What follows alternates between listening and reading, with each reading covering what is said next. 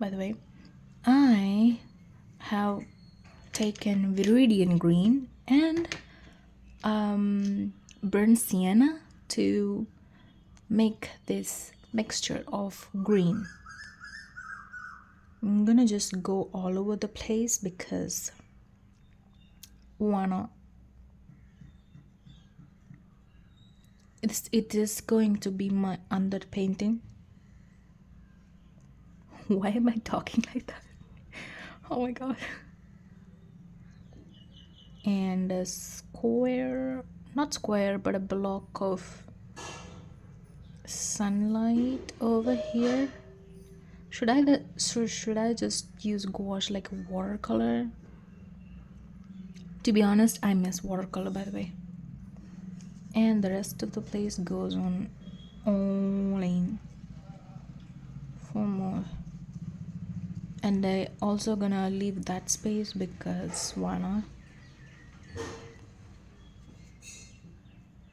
Putting a white dot after that can be a pain because it often blends into the layer beneath.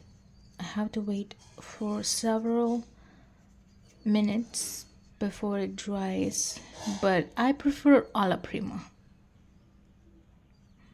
Even though gouache dries faster, but white just often blends into it, which is annoying.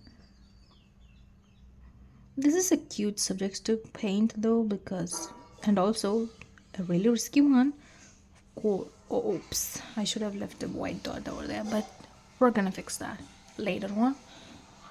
But for now, we're gonna wait till this dries and then we can layer on the paintings. Should I just put on the blacks first? Let's just wait till it dries and figure out the way we usually do.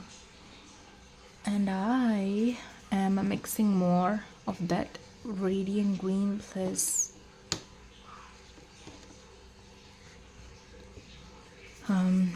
yellow ochre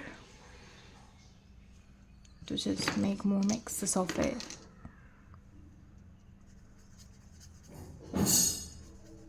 A little more darker than the previous mix.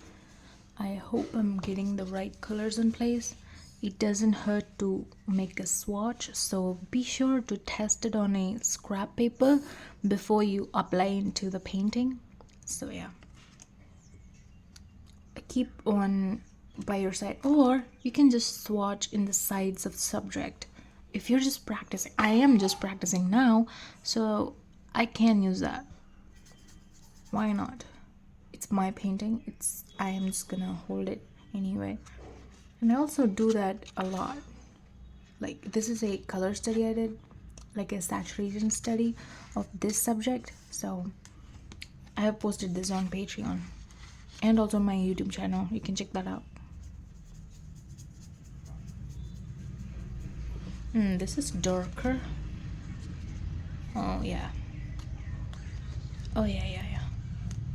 I need a bit more yellow to this mixture so that it's not cooler, because viridian green is a cooler color because it, as I have already taught you, you should remember that viridian green has a lot of blues in it. Anything that has a lot of blues to it is on the cooler side.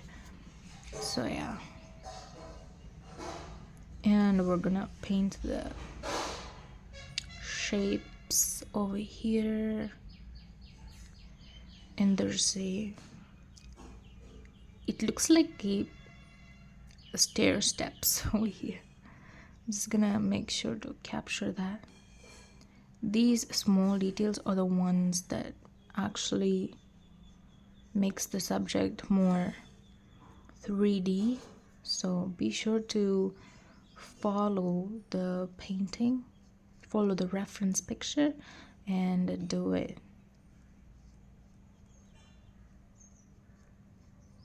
And here's a little bit of a step over here, and I'm going to cover that up. And everything on that side is a bit dark, and a black over here.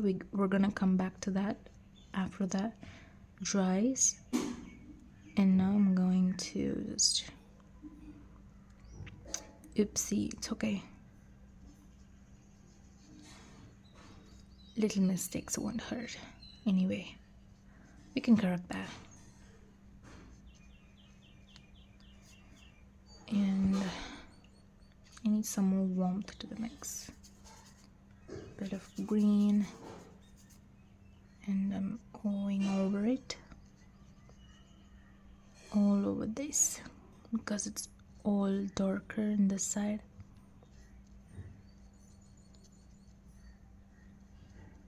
Here it is. And a bit of thing this side.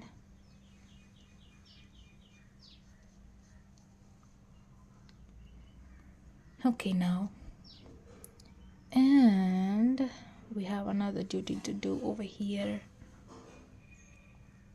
It has a subtle type of shapes over this side and a bright one over this side.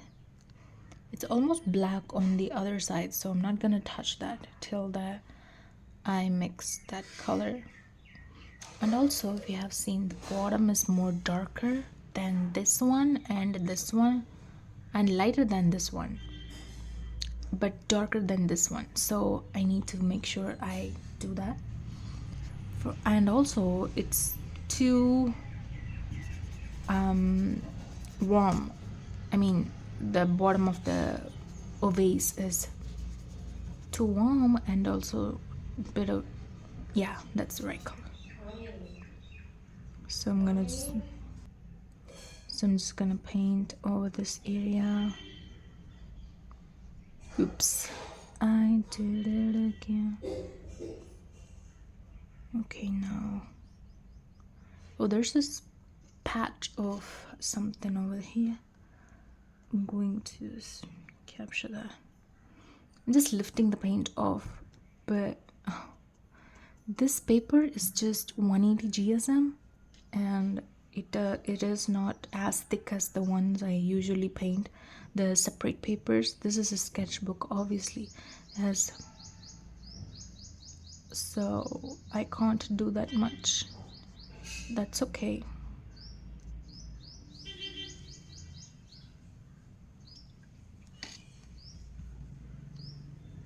I'm gonna take this off. I'm just adding water, taking fresh water in the brush, and then I'm just gonna lift that off.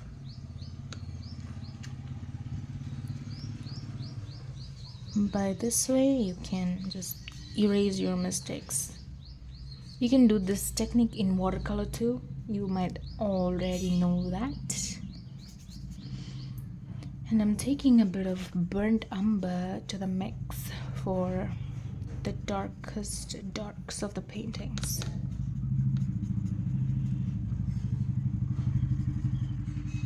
And I'm going to do that on this side.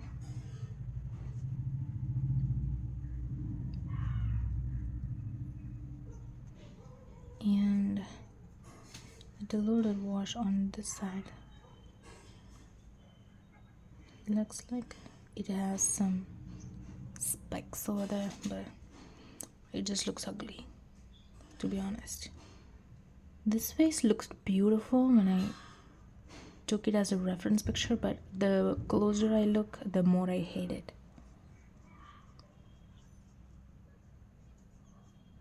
It looks like it's algae. I'm sorry. Okay, anyway, it's not in my house, so I don't have to worry about that yet. I'm going to mix some black to bring this bad boy to life. Oh my god, a little bit of black would do. Okay, thank you. That's a lot. I'm just gonna take some ivory black, and I'm gonna place it right there and all the necessary places. I'm just using pure black because I want some darkest darks. That's how it will look more realistic. Whenever you are painting glasses or anything transparent, you have to be having sharp edges wherever the sharp edges are, otherwise it might not look like a 2D 3D subject. I'm sorry, I can't concentrate on talking while I'm painting, which is bad because I am filming a tutorial now. How am I supposed to find an excuse?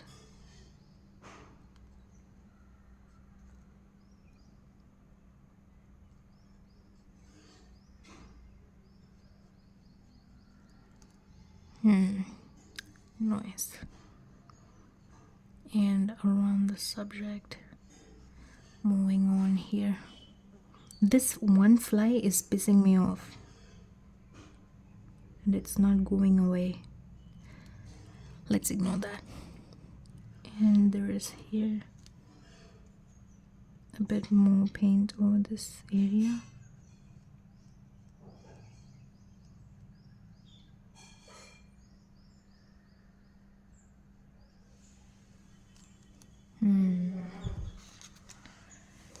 Now she's looking good. See, the sharp darks made it look more realistic, isn't it?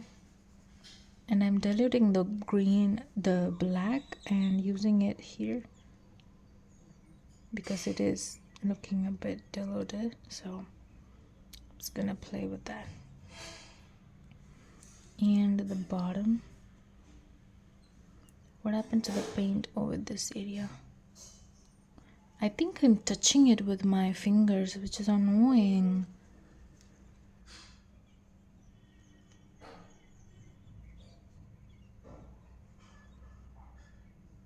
I'm going to just make it more on this side. And this side of this vase.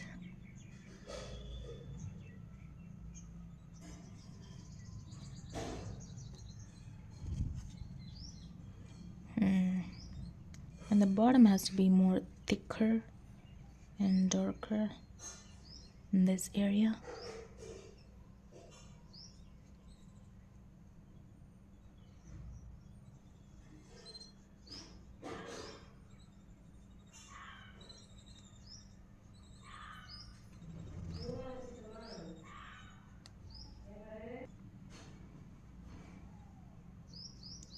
And I'm going to mix that green with the black a little more thicker paint, and just gonna correct the mistake over here.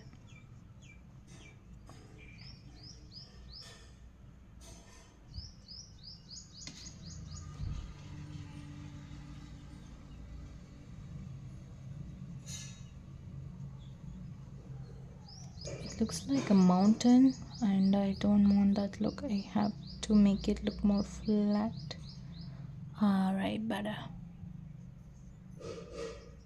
Bada bing, bada boom. Okay. Why did I say that? I'm so annoying. And that's how we do things. But I think this green is more saturated and I don't like that look of it, so I'm gonna take the risk. And I should have looked at that before, but anyway, I missed the signs, so I'm gonna just make it more saturated looking now. And also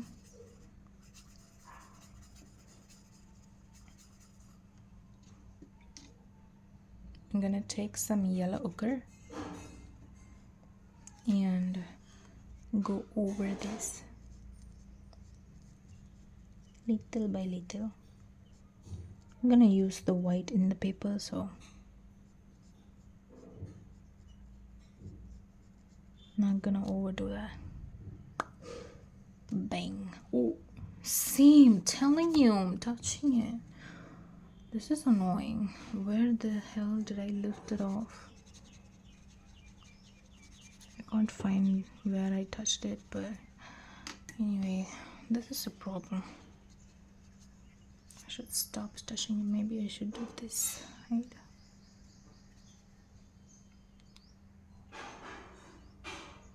Can't keep my hands to myself.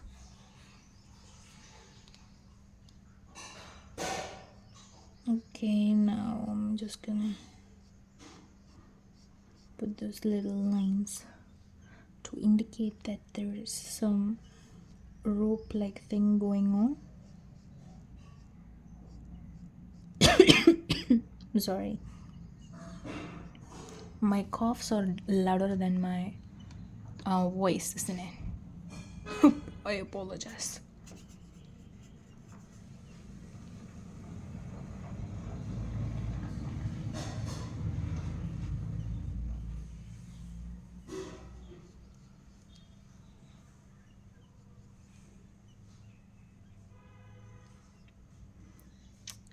If I do this, I will lose the looseness of it, so I'm just gonna glaze over it with some yellow ochre.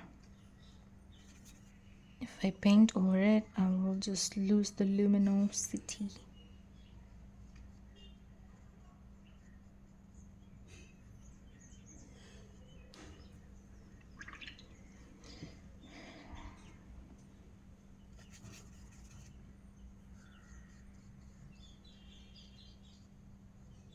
It will look like a block of paint, which I don't want that look.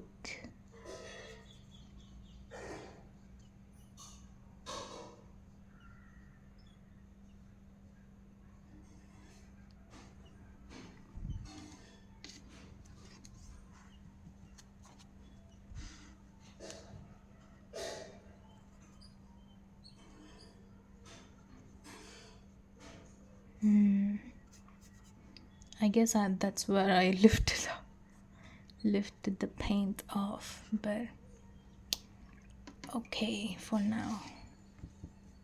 And I need more blacks over this edge because she's looking a bit transparent.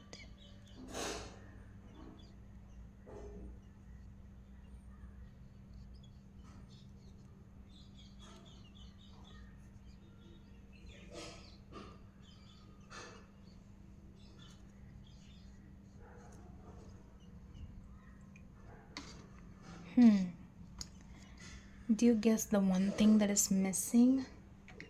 Oh, I can see that. Do you? Do you? Do you? The whites on the lid is just missing. I'm sorry. Oops, I did it again. And I need more thick paint over this area.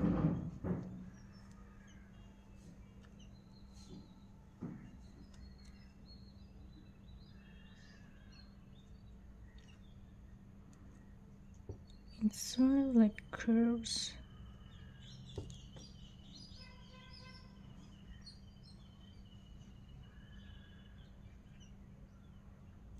You see, this is why I leave the whites on the paper, because it's a pain. Okay, anyway, this is how we just paint the still life, honey. And there's a shadow over here, and I'm going to follow that, and it gets a little darker. I mean, neutrally thing. It doesn't look green anymore. So I make sure I capture that.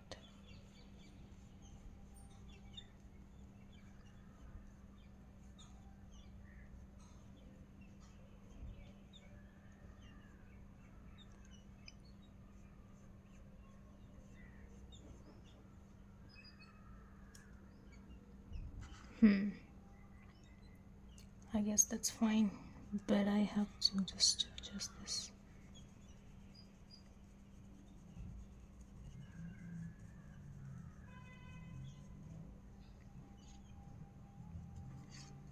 Okay, folks, there's the still life study. Do you get it? Do you get it? Huh, beautiful. I should have made this one look more. I should have added more yellow ochre to the mix, but I've learned my lesson, so you did too. I'll see you in my next video. Bye.